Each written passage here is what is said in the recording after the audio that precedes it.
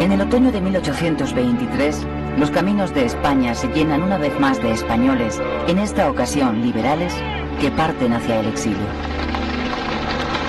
Huyen de la represión que Fernando VII ha desatado tras recuperar todos los poderes del Estado, que 3 años atrás le habían sido arrebatados por la Revolución Liberal.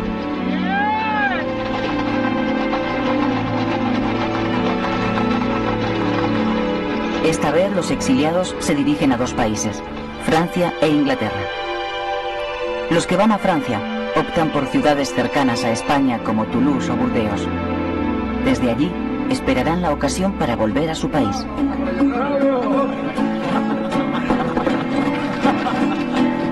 ¡Que vivan los liberales! ¡Que viva! ¡Que muera Fernando VII! ¡Que vivan los liberales! ¡Que Goya, Moratín y Salcedo se nos queden en Burdeos! ¡Se nos queden en Burdeos! ¡Que vivan los liberales!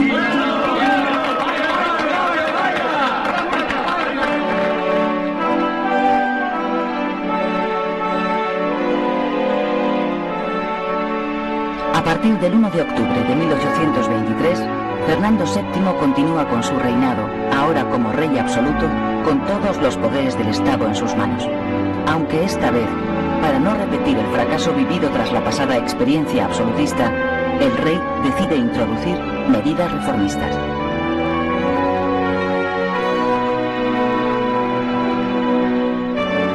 La más importante, y que perdura todavía hoy, es el establecimiento del Consejo de Ministros. El Consejo, formado por 6 ministerios, nace como un mero órgano de consulta del rey. Los ministros son los ejecutores de la política del gobierno, previa autorización del monarca.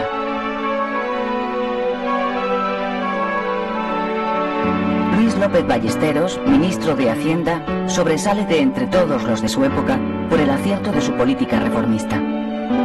A lo largo de los 9 años que permanece al frente de ese ministerio, todo un récord para el siglo XIX, adopta importantes medidas liberalizadoras que logran reanimar la maltrecha economía nacional.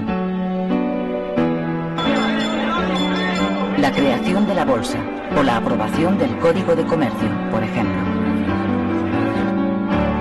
Además, establece por primera vez en la historia de España la fijación de un presupuesto anual, una medida con la que intenta acabar con el eterno problema de la deuda.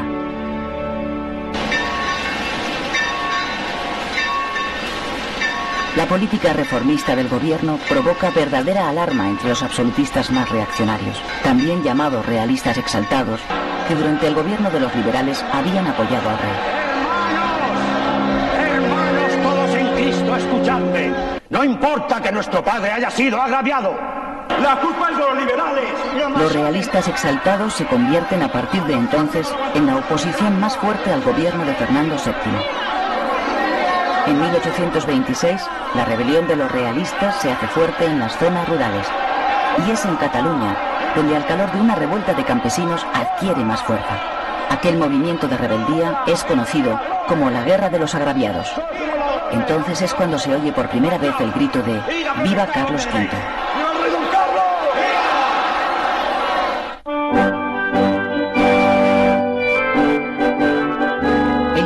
Rey Don Carlos es el infante Carlos María Isidro, hermano de Fernando VII, un hombre con fama de piadoso que es elegido por el movimiento ultra como su nuevo rey.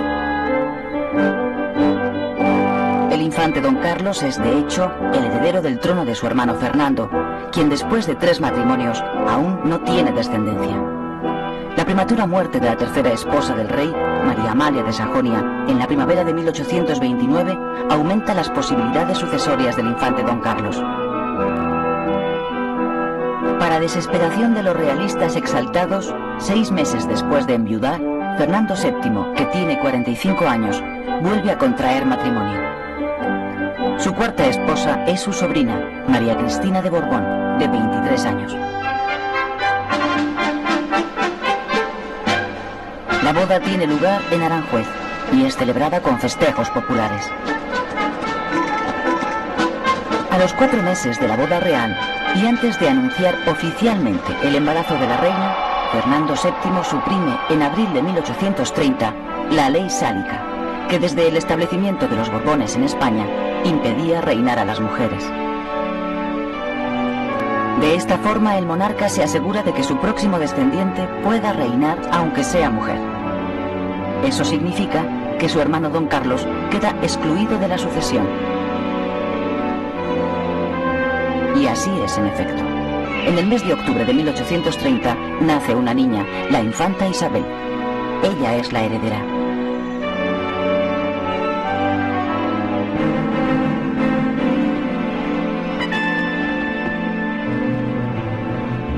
Animados por la instauración de una monarquía liberal en Francia, los liberales radicales españoles, que tienen en el exilio a sus líderes más destacados, continúan conspirando en España amparados en sociedades secretas. En las circunstancias en las que nos encontramos, solo la ruptura puede hoy salvar la nación. Y hay que darse prisa. Abrir las universidades, dar libertad a las publicaciones, ponerse a nivel de Europa. ¿Hasta cuándo vamos, señores los liberales, a aguantar este mal gobierno despótico y represivo?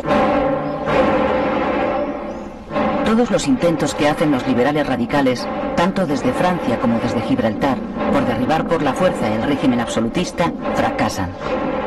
Como consecuencia, muchos de ellos son detenidos y ejecutados. Eso no estaba en mi casa.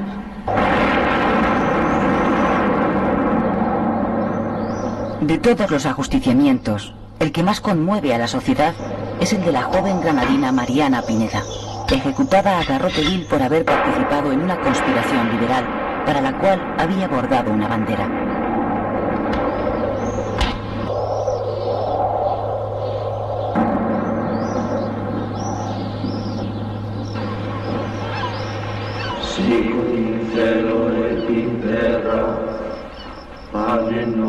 En diciembre de 1831, el general Torrijos y los 50 hombres que le siguieron en un pronunciamiento fracasado son fusilados. ¡Fuego!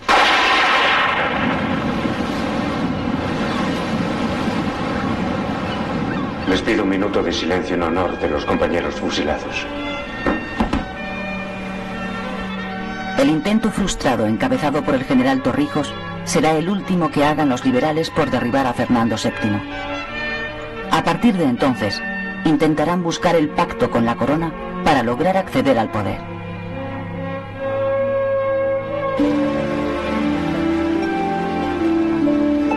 En el verano de 1832, estando en el Palacio de la Granja, Fernando VII cae gravemente enfermo. La enfermedad del rey es aprovechada por uno de sus ministros, Diego Calomarde, para que éste firme un documento por el que se restablece la ley sálica.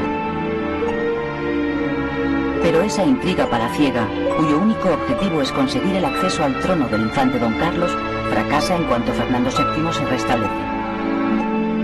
En vista de lo sucedido, el rey decide deshacerse de sus ministros más integristas y recurre a liberales moderados en una operación destinada a obtener su apoyo para asegurarse de que su hija Isabel le suceda en el trono.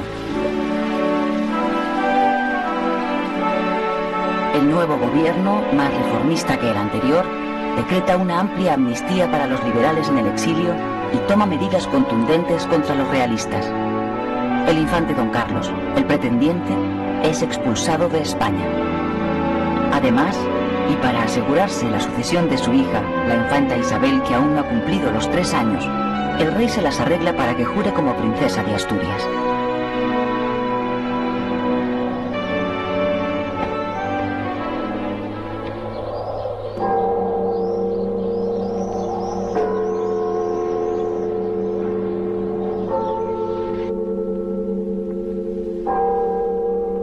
El 29 de septiembre de 1833, con la llegada del otoño, muere en el Palacio de la Granja Fernando VII.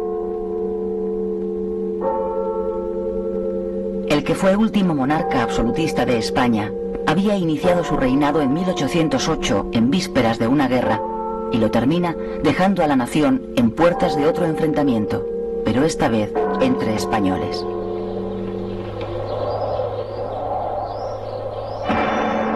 Mientras su cuerpo es enterrado en el Escorial, su hermano don Carlos, que no reconoce a su sobrina Isabel como nueva reina, se autoproclama rey y se subleva. Sus partidarios, llamados los carlistas, se levantan con él. Comienza así la primera guerra carlista que desgarrará al país durante los siguientes 7 años.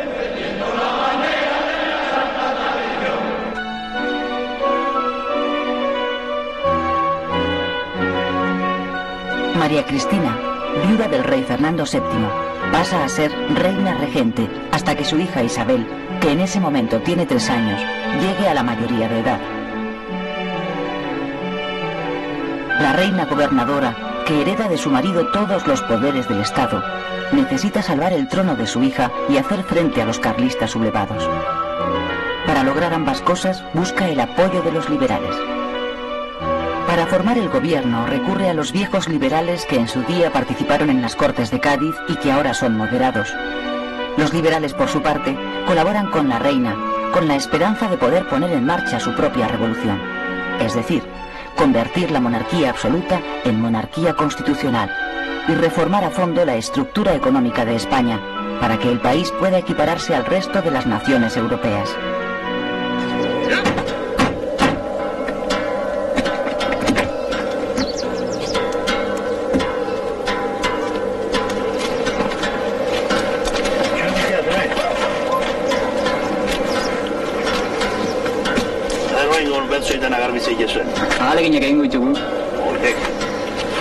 José!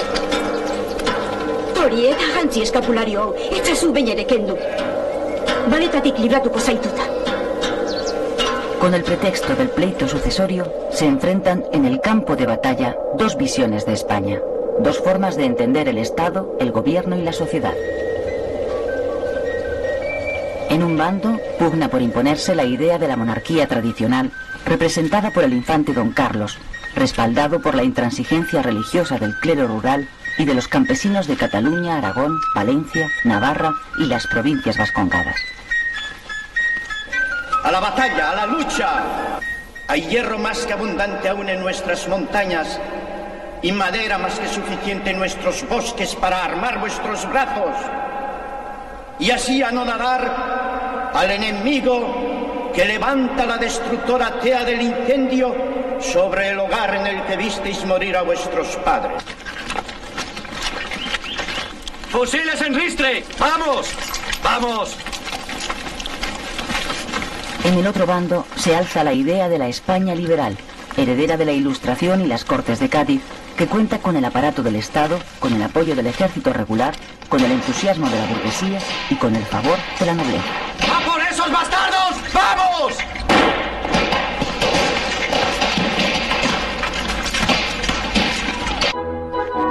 El escritor y político Francisco Martínez de la Rosa, que había participado activamente en la elaboración de la Constitución de 1812 en Cádiz, defendiendo posiciones radicales y que ahora es un liberal moderado, es el elegido por la reina regente para pilotar la transición desde el absolutismo al liberalismo. Lo primero que hace Martínez de la Rosa es elaborar el llamado Estatuto Real de 1834, por el que se convocan unas nuevas Cortes. En realidad se trata de un sucedáneo de Constitución, destinado a conseguir que la corona comparta una mínima parte de su poder con los representantes de la nación. Las nuevas Cortes quedan formadas por 2 cámaras, la Cámara de Procuradores y el Estamento de Próceres, origen del Senado actual, que lo preside el ya anciano general Castaños, héroe de la guerra contra los franceses. El Estatuto Real, que no es bien acogido por los liberales radicales que quieren una auténtica constitución, durará poco. No es el caso de otra de las medidas tomadas por los liberales moderados. El ministro de Fomento, Javier de Burgos, inicia por entonces el proceso por el que se centraliza y se moderniza la administración del Estado. Para ello, establece la división del país en 49 provincias, que con muy pocas variaciones es la misma que tenemos hoy.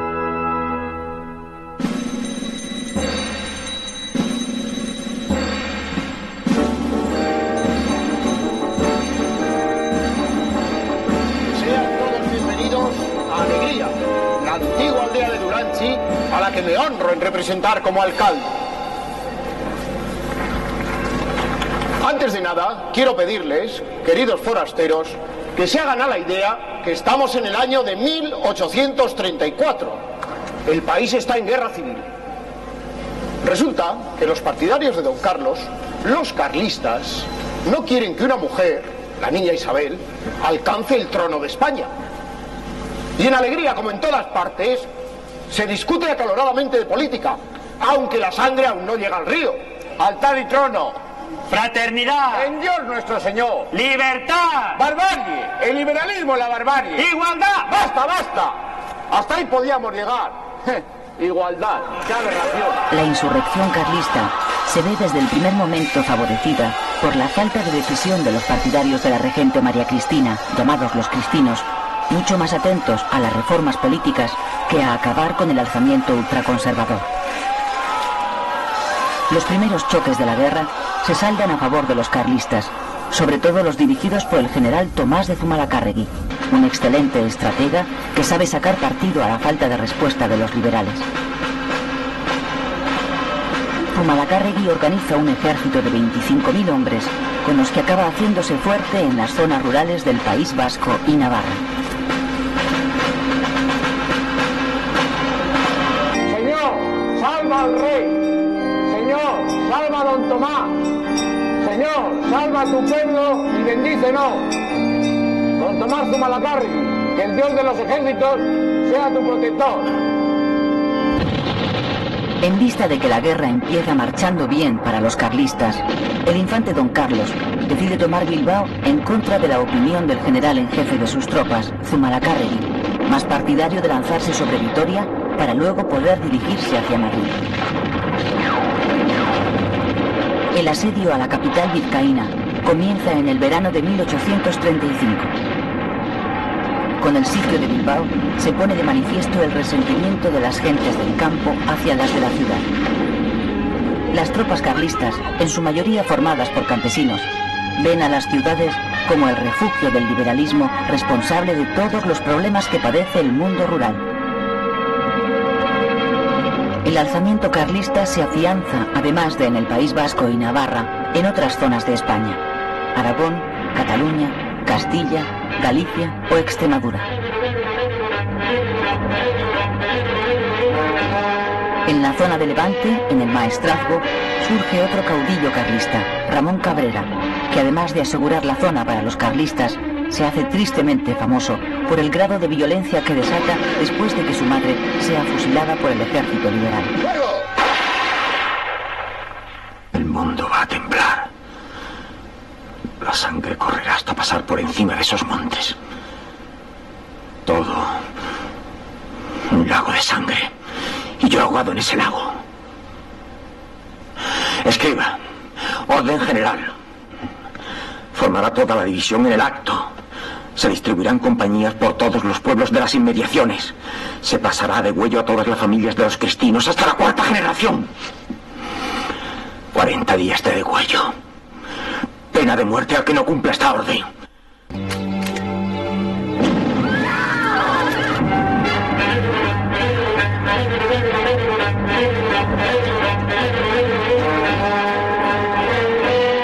El asedio de Bilbao, defendida con uñas y dientes por las milicias locales, se cobra inesperadamente la vida del general en jefe de las tropas carlistas.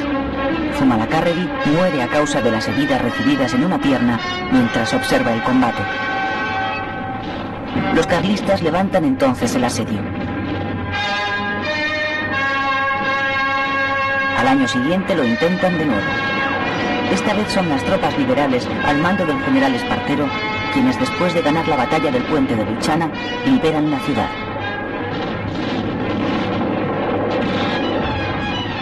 Os digo que esos malos, falsos liberales no son ni serán nunca de los nuestros. Obligados por la amenaza que supone la guerra carlista, las dos facciones de los liberales, moderados y exaltados, comienzan a acercarse. Algunos liberales exaltados, que en esta época empiezan a llamarse progresistas, son llamados para entrar en el gobierno moderado. Uno de ellos, Juan Álvarez de Mendizábal, Pasa primero a ocuparse del Ministerio de Hacienda y luego de la presidencia del Consejo de Ministros.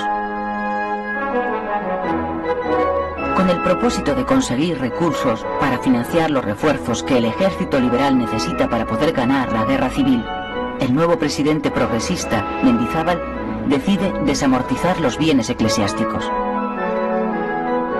La desamortización supone, de hecho, una nacionalización de los bienes de la Iglesia para después venderlos en subastas públicas. De alguna forma, es la respuesta del Estado liberal al apoyo que amplios sectores del clero prestan a la causa carlista.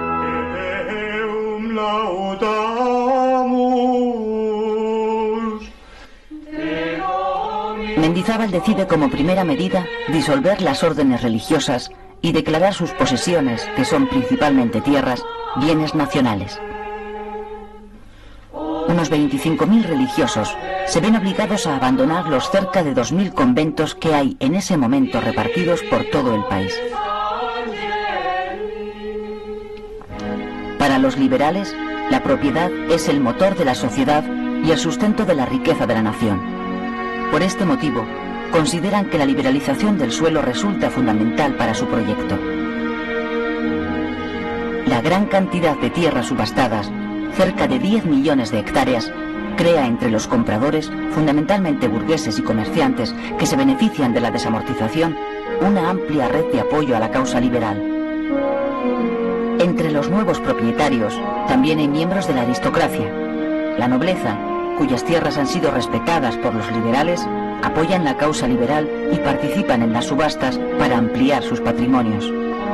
Este es el motivo por el que en media España, al sur del Tajo, se acentúa aún más la concentración de tierras que constituyen los grandes latifundios.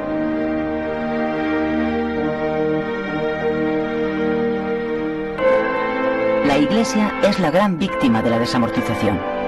Y no solo porque pierde gran parte de sus bienes y pasa a depender económicamente del Estado, sino porque sufre las consecuencias del anticlericalismo incrustado en la sociedad liberal, que ya se había hecho patente en Madrid 2 años antes, en 1834, cuando durante unos disturbios se produjo una matanza de frailes acusados de envenenar las aguas y provocar una epidemia de cólera.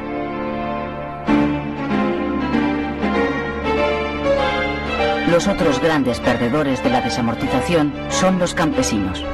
Los pequeños arrendatarios, al no poder comprar sus tierras, pasan a convertirse en jornaleros de los nuevos propietarios junto a los empleados de las tierras expropiadas. De este modo, los campesinos se proletarizan.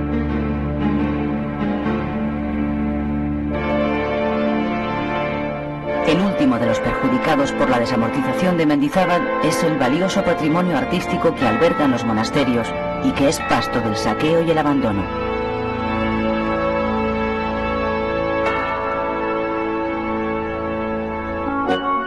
Después de fracasar en los 2 asedios de Bilbao, los carlistas cambian de táctica. Ponen en marcha varias expediciones militares que penetran en territorio enemigo para alentar el alzamiento de los partidarios de Don Carlos.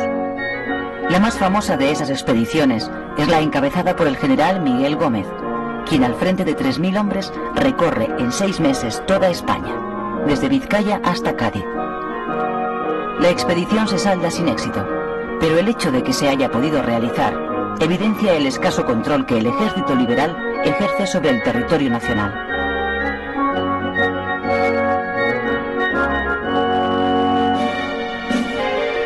La humillación que supone la expedición carlista por todo el territorio y la lentitud de las reformas políticas emprendidas por el gobierno de liberales moderados que se habían estado turnando en el poder con los liberales progresistas deciden a estos últimos a intentar recuperar las riendas del gobierno.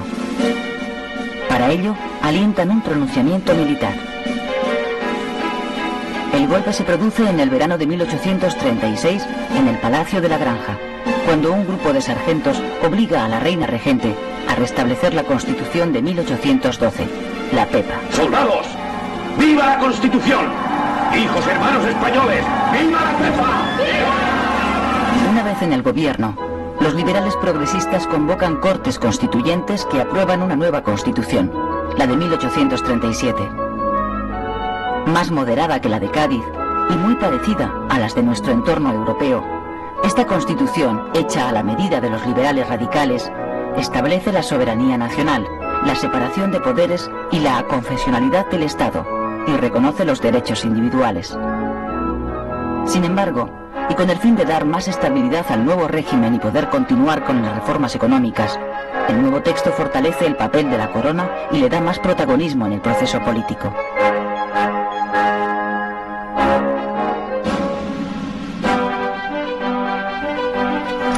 Los carlistas continúan con sus expediciones. El propio infante Don Carlos encabeza la llamada Expedición Real, que en el otoño de 1837 llega hasta las puertas de Madrid después de haber marchado sobre Aragón, Cataluña y Valencia.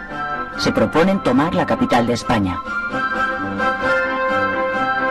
La amenaza carlista es en esta ocasión lo bastante seria como para poner realmente en peligro la supervivencia del Estado liberal.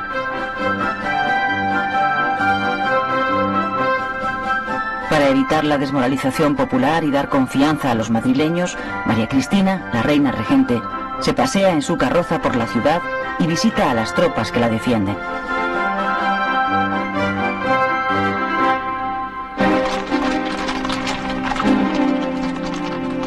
Al final, el pretendiente, Don Carlos, no se atreve a forzar la entrada en Madrid y ordena la retirada hacia el norte.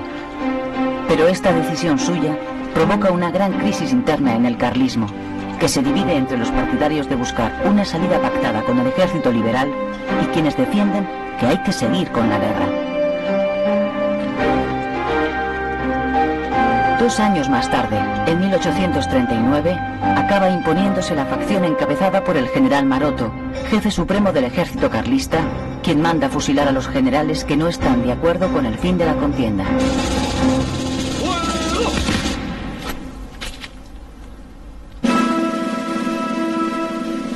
La primera guerra carlista acaba en el norte con el llamado Abrazo de Vergara, entre los dos jefes militares enfrentados, Maroto por los carlistas y Espartero por los isabelinos.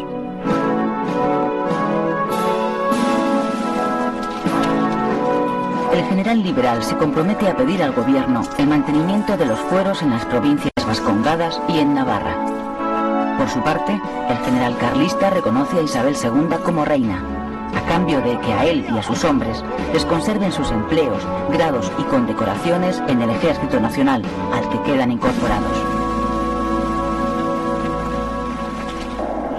Esta es nuestra bandera. A pesar de la paz alcanzada en Vergara, el general carlista Cabrera continúa la guerra en el Maestrazgo durante 1 año más, hasta que, acosado por el ejército liberal, huye hacia el exilio.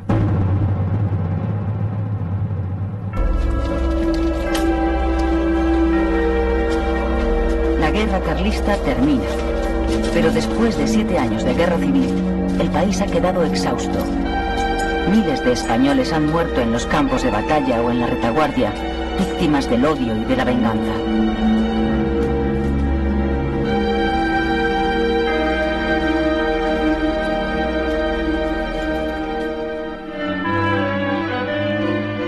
Con el asentamiento de la política liberal en España, en la sociedad urbana se va imponiendo un estilo de vida nuevo que los exiliados que han vuelto de Francia introducen en el país.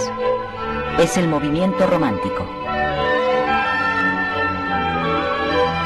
El romanticismo es pasión, imaginación, sentimientos desbordados. Es una forma de sentir y de ver la realidad que oscila entre el entusiasmo y el pesimismo. Simboliza la modernidad y está íntimamente asociado a la idea de libertad.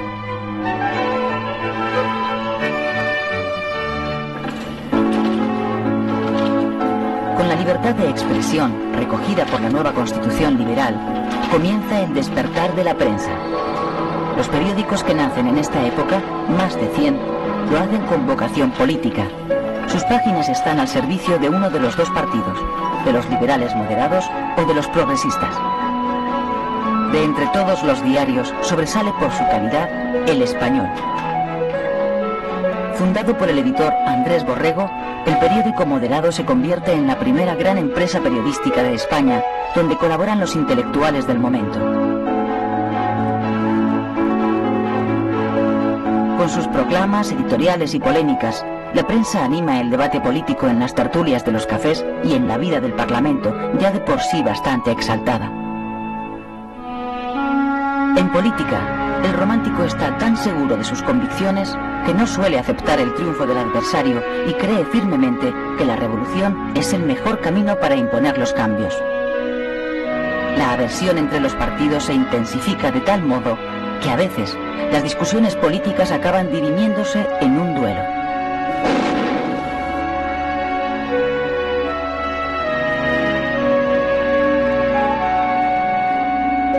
El joven escritor Mariano José de Larra es por entonces el articulista más leído.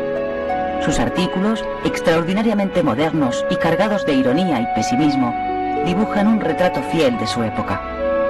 Hay en el lenguaje vulgar frases que nacen un día y se derraman por toda la nación. Por ejemplo, esa que dice, en este país. Cualquier acontecimiento desagradable que no sucede, creemos explicarlo con esa frasecilla.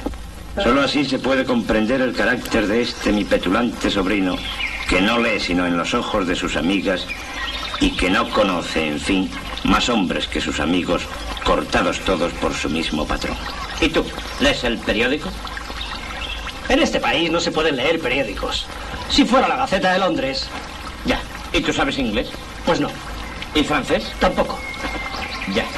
Pues viaja un poco, al menos. En este país no se puede viajar. ¿Qué posadas? ¿Qué caminos? ¿Qué país este? Larra, hijo de un médico afrancesado que tuvo que exiliarse, se había formado en Francia y conocía muy bien Europa. Por eso desea para España el mismo desarrollo material y político que Europa está haciendo realidad. Viajando por España se cree uno a cada momento la paloma de Noé, que sale a ver si está habitable el país. El carruaje viaja solo en la inmensa extensión del más desnudo horizonte. Ni pueblos, ni casas. ¿Dónde está España? ¿De qué manera hemos llegado a esto? Urge que España se incorpore al movimiento general. ¿Lo haremos? Lo que no se hace deprisa en este siglo, no se hace luego de ninguna manera.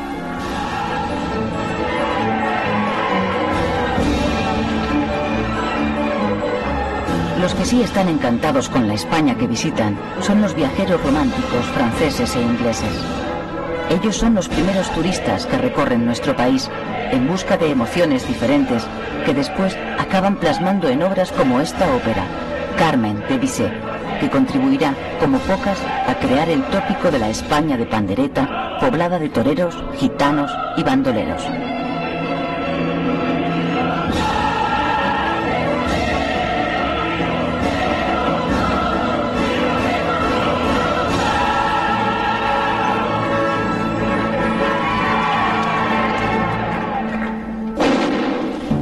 En 1837, poco antes de cumplir 28 años, Larra, dentro del más puro estilo romántico, se pega un tiro a causa de un desengaño amoroso. Tiene el honor de ser el primer suicida que es enterrado dentro de un cementerio. Es el gobierno liberal el que presiona a la Iglesia para que Larra sea enterrado en suelo sagrado. Eso sienta un precedente que sin duda tienen en cuenta los casi 6.000 españoles que en esta época eligen el suicidio como forma de abandonar este mundo.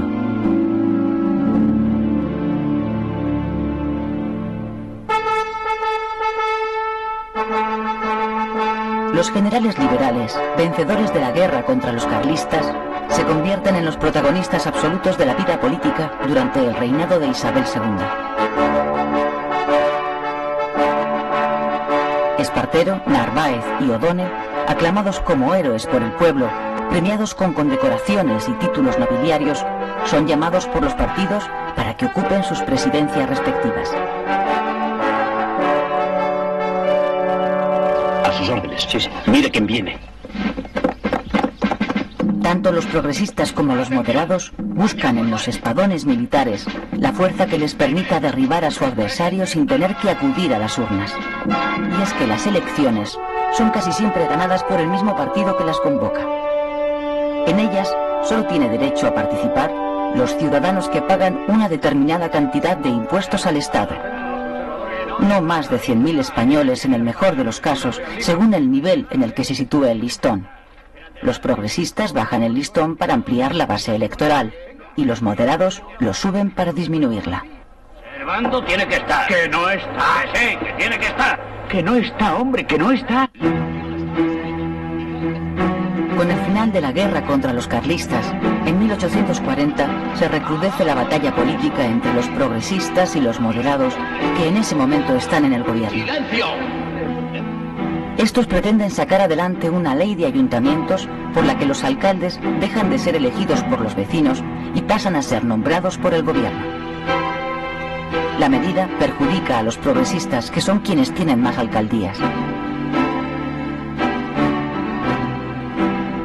A pesar de la fuerte oposición que desata la ley, la reina regente María Cristina, que siempre ha estado más cerca del liberalismo moderado, la sanciona con su firma. El general Espartero, en nombre de los progresistas, encabeza un pronunciamiento en contra de la regente. El ejército guarda silencio, es decir, no respalda a la reina.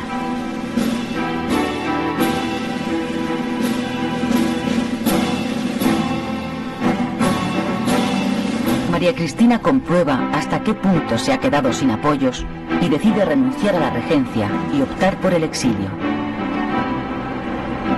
Su hija, la reina Isabel, que en ese momento tiene solo 10 años, se queda en España esperando la mayoría de edad para reinar. Espartero es proclamado nuevo regente. Se inicia con él el régimen de los espadones. Baldomero Espartero, llamado el general del pueblo y líder del Partido Progresista, es uno de los personajes más populares de la España del siglo XIX. Hijo de un modesto constructor de carros de la Mancha, es nombrado conde de Luchana y duque de la Victoria.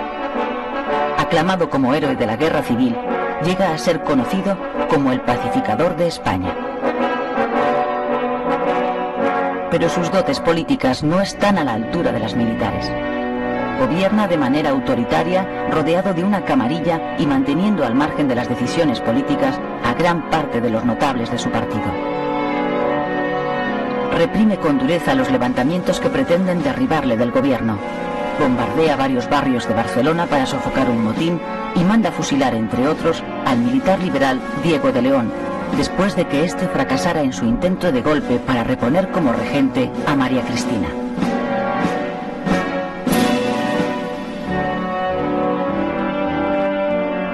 Su mandato desata tal grado de oposición que consigue unir a todos los liberales, progresistas y moderados para acabar con los excesos de su poder personal.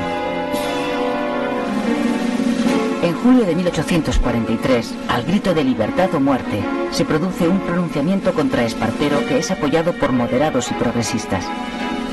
Rápidamente se extiende por todo el país y acaba triunfando en Torrejón de Ardoz. Allí, el general Espartero, que se ha quedado sin apoyos, se reúne con el nuevo hombre fuerte de la política española, el general moderado Narváez, para pactar su salida hacia el exilio.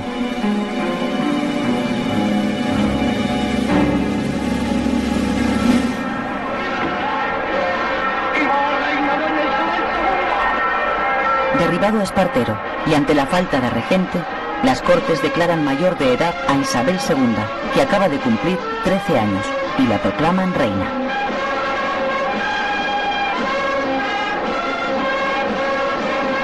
Muy pocas semanas antes asiste a uno de sus primeros actos oficiales.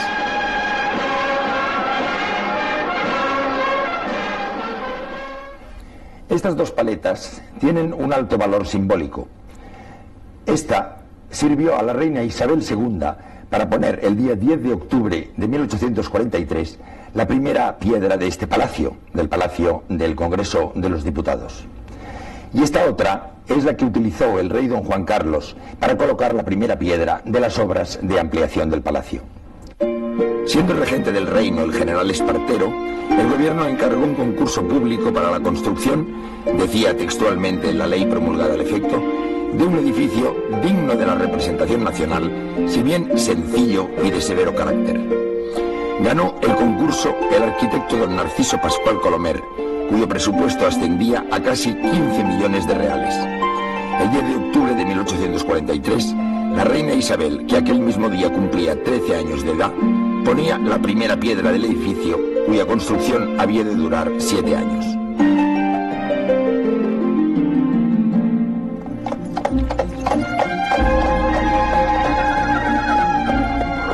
Con el régimen liberal consolidado, la burguesía se convierte en la nueva aristocracia de la sociedad.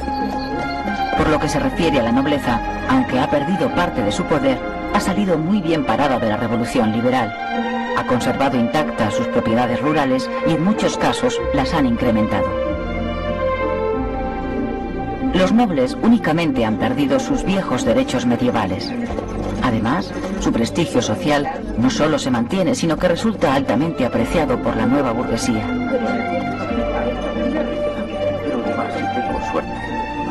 En el campo, junto a la nobleza, surge un nuevo grupo de terratenientes que han comprado sus tierras en las subastas de la desamortización. Conforman una potente burguesía agraria.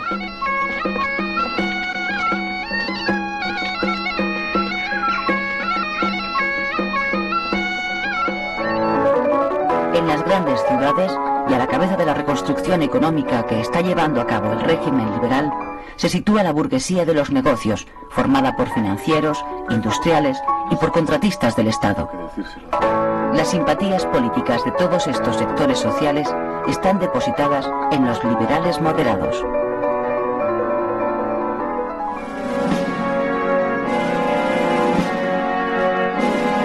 El capitán general Ramón María Narváez asume la presidencia del gobierno en 1844 y permanece 10 años en el cargo. Conocido como el Espadón de Loja por su lugar de nacimiento, Narváez se convierte en el hombre fuerte del Estado y del Partido Moderado. Sus objetivos son fortalecer la corona, centralizar la administración y establecer un orden público más eficaz. Órdenes, mi capitán. Formada la fuerza.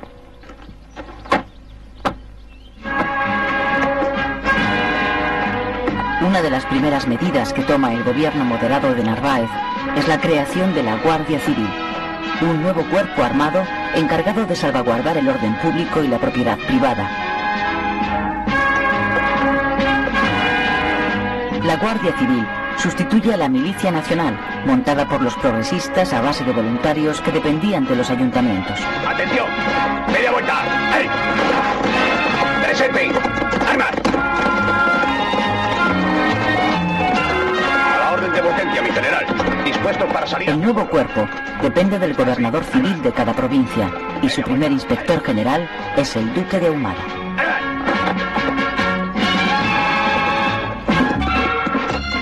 La Guardia Civil va a jugar un papel importante en la definitiva pacificación de la España rural, donde desde hace décadas el bandolerismo y el pillaje se han hecho crónicos.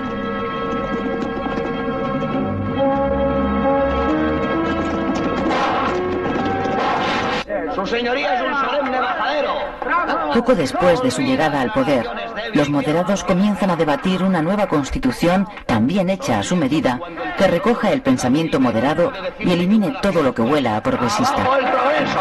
¡Viva la Constitución! ¡Silencio! ¡Estoy en el uso de la... Al año siguiente, 1845, se aprueba la nueva Carta Magna. En ella se amplían los poderes del rey y la soberanía nacional pasa a ser compartida entre las Cortes y la Corona. La Constitución moderada suprime la milicia nacional y la autonomía municipal. Eleva el listón económico para la elección de diputados y vuelve a proclamar a la religión católica como propia de la nación española. ¡El obispo! ¡Ya viene el obispo! Los esfuerzos de los liberales moderados por reconciliarse con la Iglesia acaban fructificando en 1851 con la firma de un nuevo concordato con la Santa Sede. En él, Roma se olvida de las propiedades que le fueron arrebatadas a la Iglesia española por la desamortización de Mendizábal, a cambio de que la Hacienda del Estado se haga cargo del mantenimiento del culto y del clero y garantice a la Iglesia un trato privilegiado, tanto en el control de la moral pública como en la enseñanza. A su vez, la corona recupera el derecho a intervenir en el nombramiento de obispos.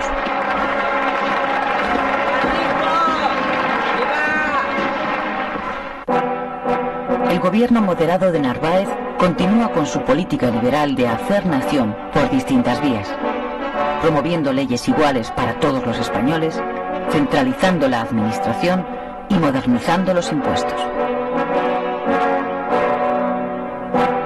Para la tarea de adecuar los impuestos a los principios liberales, Narváez nombra ministro de Hacienda a Alejandro Mon, cuya reforma fiscal empieza por dar prioridad a los impuestos directos y acabar con las particularidades regionales. Esta decisión de igualar a todas las tierras de España tiene una excepción: las provincias vascongadas y Navarra, donde el gobierno moderado decide respetar gran parte de los privilegios forales para evitar que la burguesía, partidaria de los fueros, se pasase al carlismo.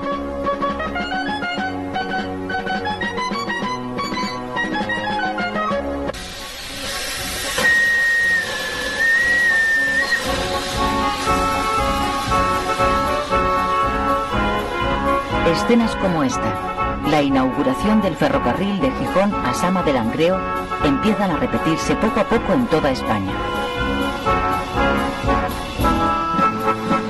El primer tren que circula por la península es el que cubre la línea entre Barcelona y Mataró. Es inaugurado en 1848. Aunque el ferrocarril llega con casi 20 años de retraso, su desarrollo va a resultar vital, tanto para la vertebración de las tierras de España, como para que el país logre dar el salto de una economía local muy atrasada a otra de integración nacional más acorde con los tiempos. Desde el gobierno, muy interesado en la implantación del ferrocarril, se aprueban leyes para favorecer su desarrollo.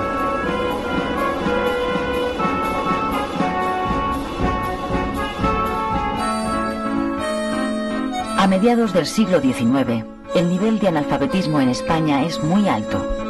De los 15 millones de españoles, 12 no saben leer ni escribir. Los gobernantes liberales, que asumen la extensión de la enseñanza como una cuestión de Estado, promueven varias leyes de instrucción pública destinadas a educar a los españoles en los valores ciudadanos. Entre ellas destaca la del ministro Claudio Moyano, que busca escolarizar a toda la población. Esta ley, que declara obligatoria la enseñanza primaria, responsabiliza a los municipios del sostenimiento de las escuelas públicas. Los problemas económicos de muchos ayuntamientos, que apenas tienen para malpagar al maestro, hace que la enseñanza no resulte gratuita en todos los casos. Estaba diciéndoles que esa buena costumbre de pagar los sábados a un mártir de la ciencia, porque eso es lo que yo represento en esta Arcadia salvaje, la observan muy pocos progenitores. Progenitores, señores míos, aunque a ustedes les sorprenda, quiere decir padres, y padres que paguen fielmente todos los sábados. Además de contra la penosa situación de los maestros, la ley de Moyano se estrella contra la escasez de medios de los padres, que en la mayoría de los casos se ven obligados a sacar a sus hijos de las escuelas con 8 o 9 años para ponerles a trabajar y ayudar así a sacar adelante a la familia. En 1850, la reina Isabel II inaugura la que a partir de entonces será la sede de la soberanía nacional, el Congreso de los Diputados. Esta fotografía, tomada a mediados del siglo XIX por el inglés Charles Clifford, muestra cómo quedó finalmente el edificio. Cuando se inauguró, en octubre de 1850, gobernaba el adversario político de Espartero, el general don Ramón María de Narváez, y el Congreso estaba formado por una mayoría tan abrumadora del Partido Moderado que los cronistas le llamaron Congreso de Familia, recibiendo los pocos diputados progresistas que había en la Cámara el mortificante nombre de diputados consentidos.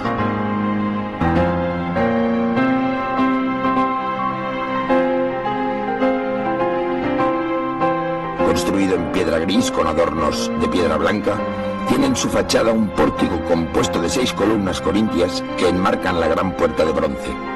El frontispicio triangular ostenta un relieve, obra de Ponzano, Su composición es muy del retórico gusto de mediados del siglo XIX.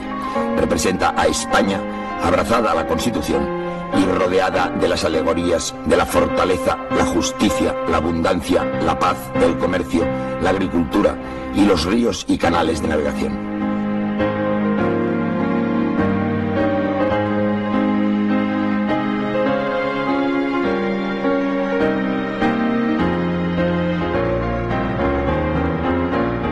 El sueño de los liberales de conseguir una nación de ciudadanos libres, iguales ante la ley y soberanos, se hace realidad en este palacio del liberalismo, en el Congreso de los Diputados.